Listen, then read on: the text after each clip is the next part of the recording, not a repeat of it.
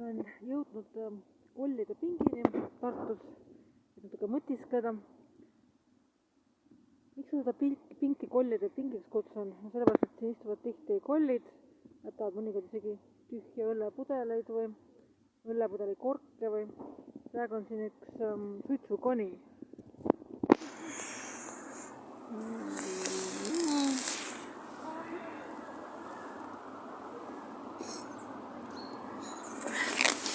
Loodan, et jäi filmile, kui ei jäänud, siis uskuge mind, siin oli üks suitsukoni.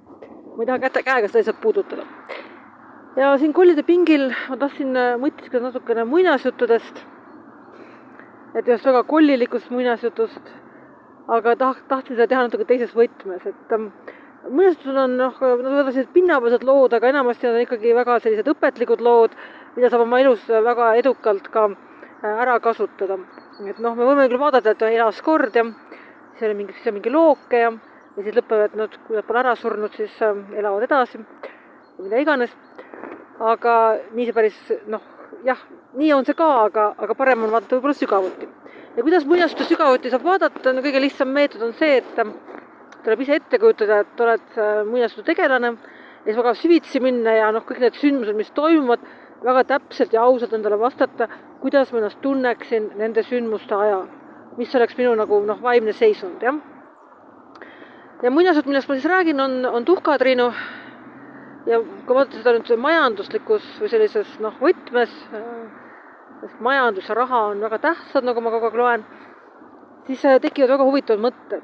Võtame siis selles võtmes kohe lühikokkuvõtte. Ma loodan, et kõik on tuttavad muinasjutuga Tuhkatriinu, et ma midagi ette ära ei ütle, jah. Ehk siis alguses, ütleme isegi enne seda loo päris algust on tegemist aadliku tütrega, kes elab sellist jõukat elu, laps, noor murdejäänud tütarlaps, eeldame, et ta ei tegele, pesu pesemise ja põrandate pesemise ja koristamisega ja sellise asjaga, võib-olla oma lõbuks natukene maakohas, aga põhimõtteliselt jalutab pargis, tikib, kõik vajadused on ilusti kaetud, ilusad riided on seljas, ilus tuba, eks ju, teenijad ka ees taga, nagu ikka aadlikel, jah. Ja muidugi haritud ka, et oskab ikka lugeda ja kirjutada vähemalt, jah. Ja siis ta ema sureb ära ja isa abiellub ühe teise naisterahvaga, kes on iseloomult kuri. Sellel naisel on 2 tütart, kes saavad siis Tuhkatriinu võõrasõed ja need hakkavad Tuhkatriinut kiusama, ahistama, piinama. Tuhkatriinu peab nüüd kandma räpaseid riideid, nägu on tal tahmane, mingite rottide seas tegeleb, igasuguste räpaste töödega, jagab herneid ja läätseid erinevatesse hunnikutesse, mida iganes ta seal tegi. Ühesõnaga, selline traagilisem olukord, jah. Ja siis tuleb tema ristiema, kes saadab ta pallile kuni kella 12-ni, kesköösel, jah. Ja pärast seda peab ta pallilt põgenema ja muutuma tagasi selleks räpaseks, jah. Ja siis hiljem tuleb prints ja otsib ta üles ja siis ta on uuesti väga, väga rikas ja kõik on hästi. Aga mida me näeme? Siis me näeme seda tohutut volatiilsust ja me näeme volatiilsust ka väga suure jõukuse, väga suure rikkuse vahel ja väga sellise haleda vaesuse vahel. Et Tuhkatriinu käib üles, kõigepealt ta on üleval, eks, siis ta läheb alla, siis ta läheb jälle üles, siis ta läheb jälle alla, siis ta läheb väga üles, jah. Ja selline volatiilsus. Ja kui panna ennast selline asemele, siis mis emotsioon ja selline elustiil tekitaks ja ma ütleksin, et 99,9% inimestest tekitaks pigem sellist väga negatiivseid emotsioone, stressi, et väga raske on näiteks, kergem on võib-olla rikkaks saada, aga väga raske on vaeseks uuesti saada, et oma elus olen kokku puutunud inimestega, kes on enne olnud jõukad ja siis mingid majanduslikud probleemid või likviidsuse probleemid või mingid probleemid ühesõnaga rahaga ja see tekitab meile ka väga suurt närvipinget ja stressi. Ja Tuhkatriinu pool me oleme sellist ekstreemset varianti, et ta lausa kollistub, eks ju. Sellepärast ma olengi siin kollide pingil, jah. Et illustreerida oma lugu pidada. Ja siis, aga mida me näeme Tuhkatriinusest käitumisest sellistel rasketel ja mitte rasketel hetkedel ka, et on kogu aeg sama emotsioon. Ta kogu aeg rõõmus ja lõbus ja helge meelega. Ja ma olen viimasel ajal postitanud natuke lugusi äriklassist lennukis, sellepärast, et see oli mul aastakümne suur unistus ja kui ma esimest korda sinna kauglennu omast eriti sattusin, siis emotsioon oli laes, et oleks saanud seal lennukis vähemalt 10 minutit järjest tantsu vihtuda. no ei saa vihtuda eriklassis seal tantsu pole nagu võib-olla viisakas, aga noh, emotsioon oli väga laes, jah. Ja siis, aga see ei tähenda, et ma nagu turistiklassis oleksin õnnetu või kuidagi vähem õnnelik, et ma olen turistiklassis umbes sama õnnelik kui äriklassis tegelikult, aga teistmoodi õnnelik. Et oli siis see lennuk, mis sinna Hudsoni jõele maandus, jah. Seal oli üks intervjuu oli selle meeskonnaga ja siis see stjuardess, kes oli seal turistiklassis, tema ütles midagi väga tarka, mida mina olin juba aastaid tagasi tähele pannud. Tema suust nagu see minu... Ma ise mõtlesin, et mu tähelepanek on kuidagi vale, et see on minu mingi meelepete, aga kuna tema on nagu aastakümneid töötanud lennukites ja ta jagab seda teemat, nagu siis ei ole tegelikult meelepete. Ma panin tähele juba kaua aastaid tagasi, et lennukites on mingi kummaline veider maagia või energia, mis veab kõik, ütleme, ägedad inimesed sinna sappa ja mida tagapool seda ägedam inimene. Ja see on umbes nagu kool, et kes seal tagapingis istuvad ja kildu viskavad, nad on nagu sellised lahedad tüübid, ja seal eespool on võib-olla sellised rahulikumad tüübid, jah. Ja see stjuardess ütles ka, et seal taga on alati kõige sellised,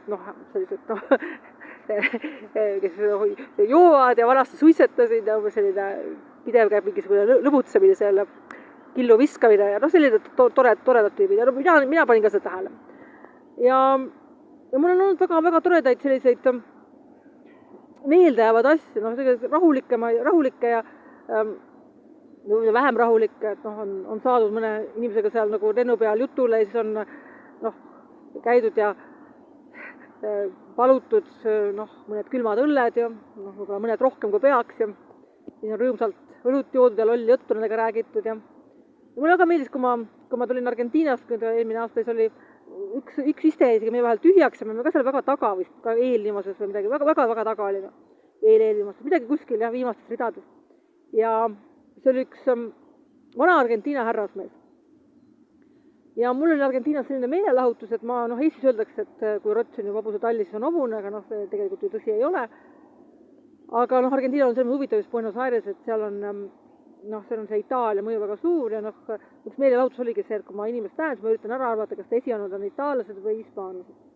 Enamasti oli see väga lihtne, vaatad korra peale, saad aru, eks ju, midagi rasket ei ole, tuleb lihtsalt see Argentiina see mõju ja see kultuur nagu maha lahutada kõigepealt ja siis ülejäänud olukorda nagu vaadata, sest kultuuriline mõju ikkagi välimus muudab ka. Ja ma hakkan seda härrasmest vaatama ja alguses vaatan, ütlen, et vist on hispaanlane ja siis hakkan edasi vaatama, vist on itaallane, siis ma jõuan järeldusele, et ma olen pimedaks jäänud, ma enam ei oska vaadata. Ja mõtlesin, ma lihtsalt küsin ta käest. Siis küsisin, et vabandage, kas teie esivanemad on Hispaaniast või Itaaliast ja ta vaatas mulle otsa seda mõlemast kohast. Ja ma ütlesin, okei, ma ei ole pimedaks jäänud ja ma näen õigesti. Ja me jäime jutule tuli välja, et on tegemist inimesega, kes kelle inglise keele oskus on 0, absoluutne 0, isegi lihtasema asju oska ja ta palus mu abi, et ma aitaksin talt, kuna see oli lennufirma, kus ei räägitud hispaania keelt, siis et ma aitaksin tal toitu tellida ja jooke tellida. Ja ma ütlesin, et kuulge, et on ju huvitav, kui te teete seda ise. On ju huvitav, kui te teete ise ja siis ma teeme niimoodi, et ma kordan teile nagu järjest neid sõnu, mida te vajate ja te kordate paar korda järgi ja siis ütlete see sama sõna stjuardessile täpselt nii ja te näete, kui tore see on, kui tore mäng see on. Ja siis ma õpetasin talle umbes, et water on vesi ja red wine on punane vein ja beef on, eks ju, loomaliha ja nii edasi. Hästi palju sõnu. Iga kord ta kordas nagu sellele stjuardessile neid samu sõnu ja siis kogu aeg sai selle, mida ta oli tahtnud. Lõpuks hakkas nagu särama nagu väike laps. Et see oli nii tore mäng. Ja temaga sai palju räägitud igasugustel huvitavatel teemadel. Ma olen targemaks ka, ütleme, Argentiina kultuuri ja ajaloo kohta.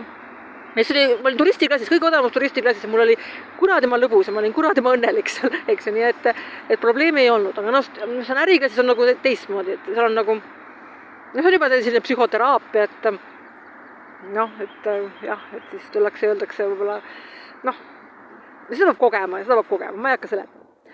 Aga just, et siis ma sain aru sellest muinasjutust Tuhkatriin. Tuhkatriin on ka niimoodi, et ta oli seal mingite rottidega seal läätsede seas, ta oli maast õnnelik, laulis seal oma laulukest ja pani läätsed ühte hunnikusse, herned teise hunnikusse ja tore ju, rõõmus, väike paistab ja mis seal ikka viga on, eks. Ja kui ta läks sinna palli ja ta oli ka õnnelik, aga ta oli muidugi teistmoodi õnnelik. Ja mul tuleb alati see Tuhkatriin meelde, kui ma lennukid on nagu suured lossid, eks ju, nagu lendavad lossid ja samuti kui ma näiteks mõnikord on hästi vara lend ja siis ma öösel magan kuskil lennujaama põrandal kuskil, ma ei tea, mänguplatsil Liumäe all näiteks, väga mugav. Ja siis, kui hommikul kell 6 või 7, millal iganes äriklassi salong lahti tehakse, siis ma rooman sealt Liumäe alt välja ja lähen otse äriklassi salongi. Nii et see on ka väga tuhkatriinulik ja ma ei ütleks, et ma oleks äriklassi salongis kõige õnnelikum kui seal Liumäe all, et Liumäel olen ka õnnelik, aga nagu natuke teistmoodi. Et noh, seal on nagu selline mõttes, et see on selline kummaline koht võib olla ja see on selline nõiduslik koht olla.